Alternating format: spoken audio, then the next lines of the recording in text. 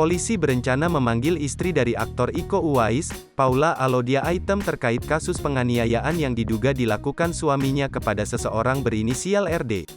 Perempuan yang akrab disapa Audi Aitem itu dijadwalkan akan diperiksa sebagai saksi di Polres Metro Bekasi Kota pada Senin, tanggal 20 Juni tahun 2022.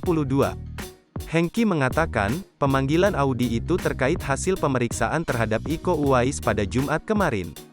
Dalam pemeriksaannya, Iko menyampaikan bahwa istrinya melihat insiden yang membuatnya dilaporkan atas dugaan pemukulan.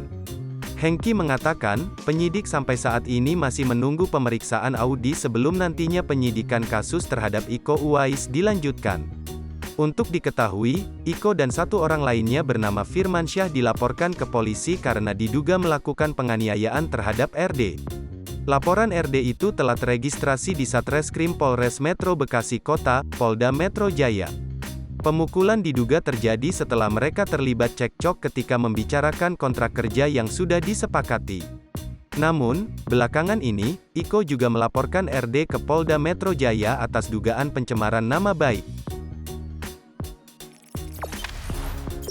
Jangan lupa subscribe, share, komen, dan like ya!